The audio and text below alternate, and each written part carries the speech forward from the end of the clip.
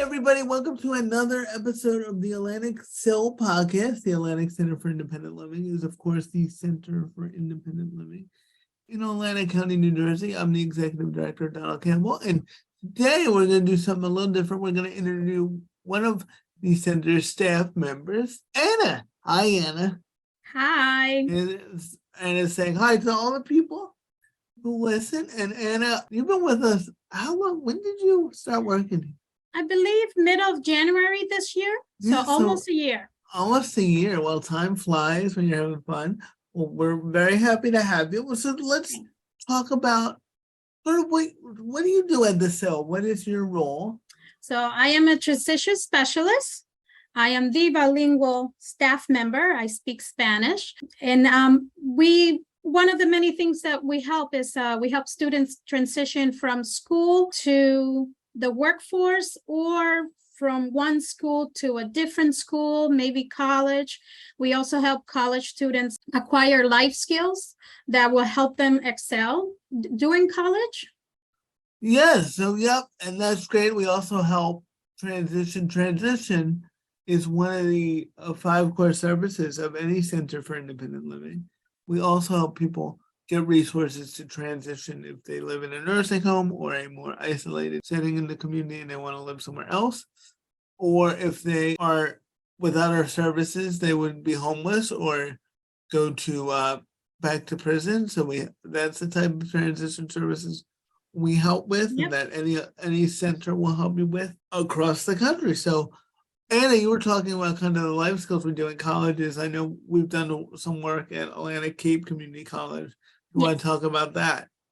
Yeah, so one of the first things I did when I started working here was reach out to different schools and including our local colleges and universities.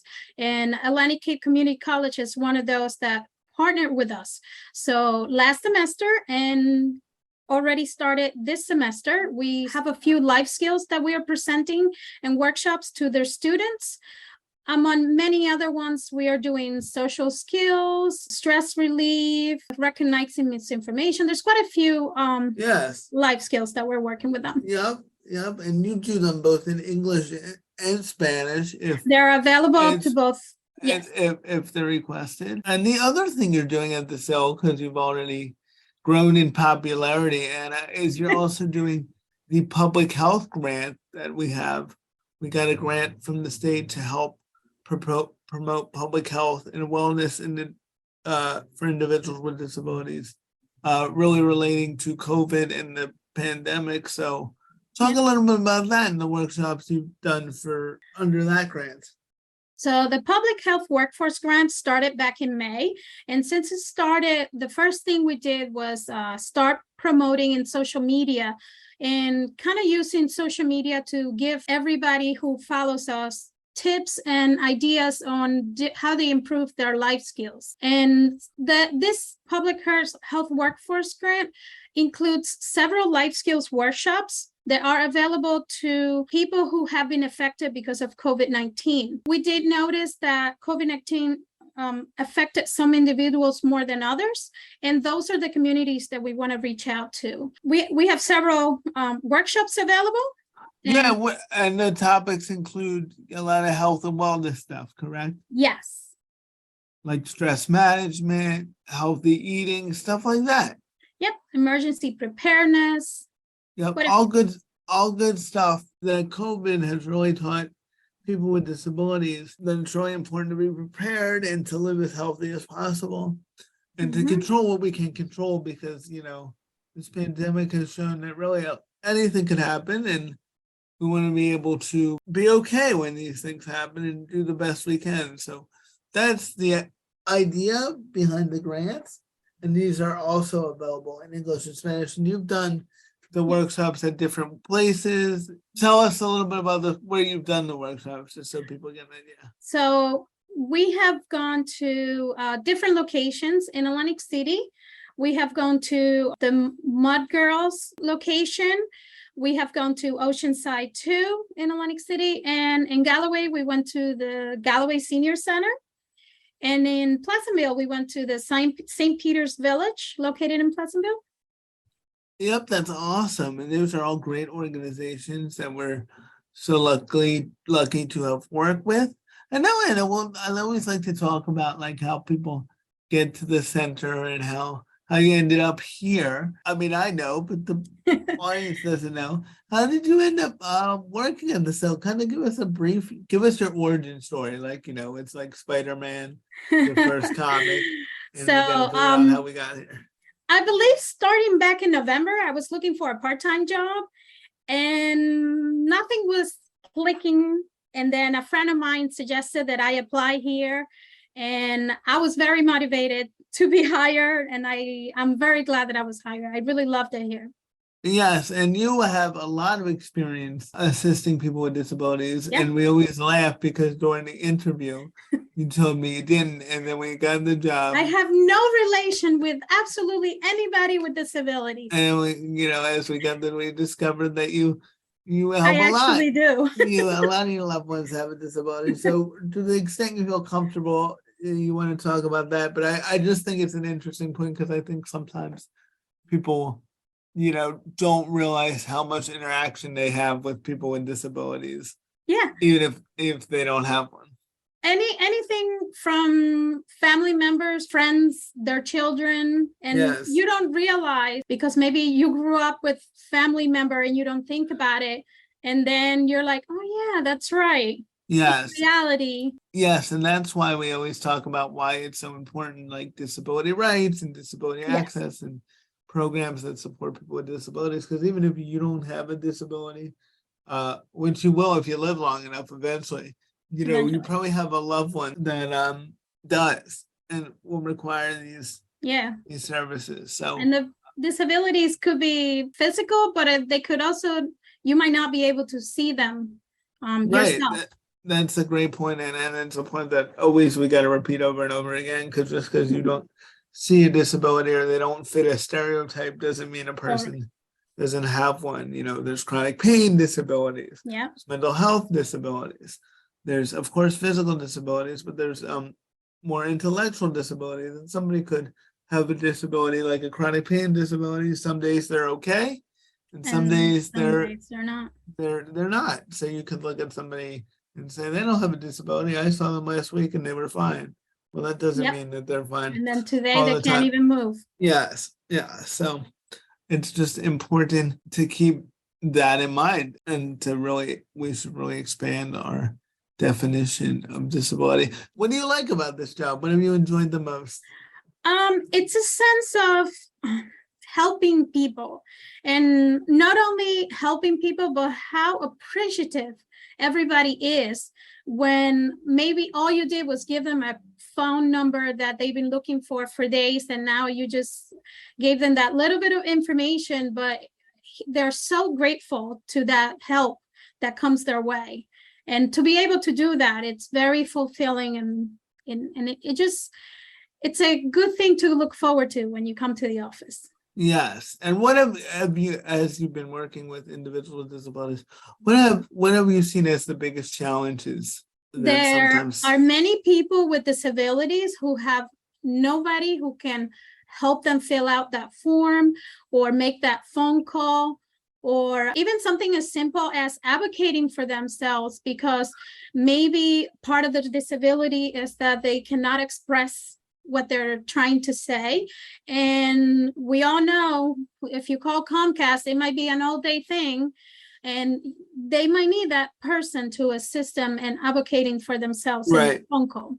That's a great point, Anna. There's a lot of, and that's really what we do at the SIL. We become people's support system for a lot of things, and I think you gave a great example with calling Comcast. There's a whole lot of skills. There's a whole lot of skills and navigation you need to be able to do. I mean, I call Comcast. It's very frustrating. If you don't say the exact right thing to get to exactly where you need to go, you're not gonna get there's going anywhere. It's like you gotta get past and then talk to a live person. Is even like you gotta break the code to get into a live human being. So these are the type of things that if you have a disability, well, you may have trouble with. Some people with disabilities, they call their doctors, and sometimes doctors are are Mhm. dismissive, or because they're busy, they get a lot of things going on. So not everybody has a person that can really help them navigate the Yep. system, and we help them do that. And the good thing about us is the majority of people that work here have a disability, so we know kind of the tricks to advocate to get the things that we need. You talked about these forms for different programs. I mean, they're not easy, they're No. complicated. And Correct. if you don't fill them up exactly right, you know, Or if you it's fill easy to out the wrong form with that was dated, oh, it's done. Redo, yeah. start from square one. Yep. Yeah. Yes, I agree. One of the things you've also been able to bring, you talked about it a little bit at the beginning, is, bilingual services. And I think that's so important. And you can talk about this. There's a whole population out there that needs the help also, but if you can't speak the language, you can't really reach them. So it's very important that, Yeah. as a center to have you around, because there are a lot of people who, they're just living their lives, and Yeah. they speak Kind Spanish, of, and that's what they do. yeah, chugging along, I would say. And I have found that a lot of times, just because they don't have somebody who can explain simple information to them, that they're not getting the help that they can have. And because they don't know how to fill out this form, so they don't know where to start. Right. Or something as simple as, I submitted it, but I got denied. What do I do now? Or they think you get denied and it's over, and it's not. Yes. Right. They don't, again, it goes back to that navigation, and it's doubly Mhm. hard if you don't speak the language, Yeah. because it's like, oh, I got denied, but maybe you don't understand there's an appeal process, or you can start again, or, so it's just really important. And it's also about making people feel comfortable. I mean, when they see somebody else who can speak their language, it's like, okay, now I can express myself and don't have to worry about Completely. being Yep. misunderstood or, misrepresented. Because I've noticed that too, since you've been at the center. It's just easier for people, which I understand, because Mhm. I'm sure if you just speak Spanish and this, it's like exhausting. I gotta constantly explain myself to these To a new person. people, Yeah. and then it's like, oh, forget it. Like I just won't get the service, Yeah. or I won't ask for what I need. But like you said, then you miss You what miss that opportunity or that assistance. Yeah. yeah. Yeah, so if you know anybody out there who you're listening to this, who, maybe they either just speak Spanish or they speak English, but they're more comfortable in Spanish, because, and you taught me that too. There's And I have some consumers that they do have somebody like a daughter or a son, but sometimes the daughter or the son are working because it's 9 to 5 and they might be working. So I am available, so they can call me, or when they go to the doctors and they want to say something to the doctors and they don't have anybody who can translate for them, then I'm available. Yes, and that's a great point too, and that also enhances that person's independence, because instead of waiting for somebody to translate, like if it was me on the phone, I would need somebody to translate. But like you said, maybe that loved one's at work, Right. but now they can just talk to you. So that's a great point. Another thing you've helped with so much, but another thing you've helped with is, at the center, we help people with Access Link applications. So people call Access Link, and then we help them with the applications and help them do the application and maybe get approved for Access Link. And I know you enjoy that. Tell us a little bit about that process. And yeah, I love that. When everybody signs up to apply for Access Link, they get scheduled an appointment to fill out the assessment. And one of those people who is in charge of calling a person and going through the assessment form and filling it out to the best of their abilities. And we are their advocate. We want to work with them and make sure that this assessment fully expresses exactly how they feel and how their disability is not allowing them to use the public system that's already in place all around New Jersey. We interview people from all over New Jersey, a lot of people from North Jersey and some people from South Jersey. We kind of get assigned it seems very random to me. So I don't get to pick and choose who I interview. We get a schedule every week. Yeah, I am Yeah, and basically their advocate for writing that assessment for them. yeah, and I know you've enjoyed that because, like you said, Yes. you don't know who you're gonna get, and you meet all kinds of people, and you get to I help have them learned with. so much from everybody who I've interviewed. It's almost like I learn something new every day when I do a new interview. Yes, and like you said, it's the challenge is because for those of you that don't know, so Access Link is the paratransit system in New Jersey, and to get approved for it, you first have to show that you can't use the standard New Jersey bus that they say is accessible and should be enough before you get.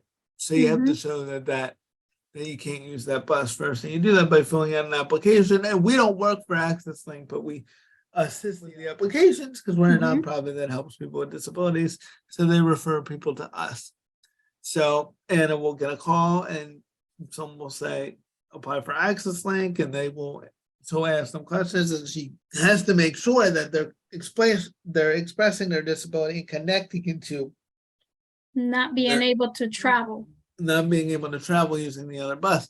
So this is a good PSA too for somebody who signs up for Access Link but also doesn't get referred to us. Don't make sure you explain yourself. Don't just say, I don't like public transportation, so I want to use Access Link. And that's not good enough. You got to say, because of my physical disability, it's hard for me to walk to the bus stop. And it's hard for me to maybe wait for the bus. Wait for the bus, exactly. You got to connect it. Because of my mental health disability, I get a lot of anxiety waiting for the bus, and it's not safe for me to go to the bus because sometimes I'm not clear about where I'm going and where my destination is. So you got to really connect it. And then that brings me to another point. I know that when you're a person with a disability, a lot of this stuff can feel like getting these programs. It almost feels like a little bit of a game, but it is true. You got to understand what these services are asking and give them the information that they need, of course, truthfully and honestly. But you want to make sure you're expressing it in a way. And that's not easy for everybody, like Anna was talking about. Yeah, it's where not it's easy. clear for the person deciding whether you get services, that you need these services, that they can justify it to whoever they need to justify it to. And you'd be surprised how many people will tell me that they have one disability, but as we go through the form, they say, oh yeah, I really can't stand too long because I have X, Y, and Z. And I'm like, oh, that's another disability. So let's add it to the list. And as long as they make sure that the doctor also corroborates everything that we put on that form, it will get them that much closer to being approved. I remember hearing a story from when, I only have a physical disability, but then I do have a heart condition that acts up. It's like, we should put that in too, because we want to make the best case possible. So, and then again, thinking about disability more broadly, I think sometimes society has taught us to hide our disability and to not talk about it, but you shouldn't be embarrassed to talk about it. And that's changing, I think, as society has evolved, although we take one step forward and two steps back, and it's a constant struggle. But I think that you need to tell people, especially these agencies, your whole story. Because and not your whole story in the sense that you want to drone on and on, but you want to give them the precise information they need. So if you're getting a question saying, how does your disability affect your ability to use transportation? You want to put all your disabilities and talk about how it affects transportation. You don't want to go, I'll leave that one out. Be as descriptive as possible. Right. And clear. Clear. Connected to what they're asking. Yes. My knee that I've had knee surgery on hasn't been the same for 10 years, and now I can't walk to a bus stop. Like, you want to make that clear. We've talked about life skills, we've talked about public health, talked about bilingual. What else? What else? I feel like you've done so much, Anna. I feel like I'm forgetting. I'm trying to think. I feel like I'm forgetting something. I have done quite a few outreaches, Oh, and let's talk especially about that. with Yes. public health. We have done the Galloway National Night Out this summer, and just recently we did the Caregivers Coalition in EHT. It's awesome. And have you enjoyed that? How's that been? We have met so many people and connected with quite a few companies, and Yes. yeah, and you were gotten able to- our voice out there so that people can find us as well. Right. Because that's a big key too. And I would encourage people, if you can, to go to those. There are a bunch of outreaches all over the community. And when you see them, sometimes you think, oh, I don't know how that applies to me, but you never know what kind of resources you'll Mhm. find out there. So I would encourage people to go to those, because I know we're always surprised. We always sometimes find something new. Oh, I didn't know about that. Oh, that's interesting. Yeah. But yeah, you're all over. So people, if you see Anna, say hi. Say hi. Tell her you heard her on this podcast. Funny story, everybody. I just told her today she was going to be on the podcast. So she was like, oh, I'm making my debut. Yeah. Making my debut. So she's the first staff member. I promise there will be more staff members. I talked them into They can meet all of us. starting to trend. But Anna broke ground. She's breaking ground right now, being the first Linux staff member on the podcast. So I'll give you the floor if you got anything else you want to say, and then we'll wrap up. One more thing, I just want to emphasize that if you do know somebody with a disability and you do hear about us, do not hesitate to mention that we are a company that's available, because you'll be surprised how many people say, oh, I didn't know you were available to us. Yes, we are. Right, yeah. So if you found this podcast somehow, make sure you share it.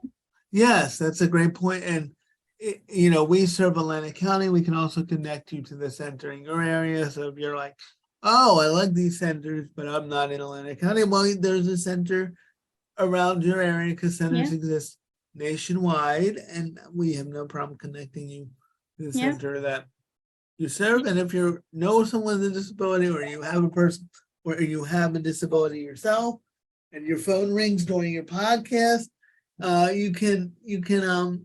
you can always call us or reach out. And our number is 609-748-2253, extension 5. And you could call me possibly during a podcast interview as well. And then I'll get back to you when you leave a message. So I appreciate it. Thank you, Anna, for joining us. And Thank you. This is a great first staff interview. You set the bar high. So we'll have to compare. Thank you for having me. You're welcome. Bye, everybody. Bye.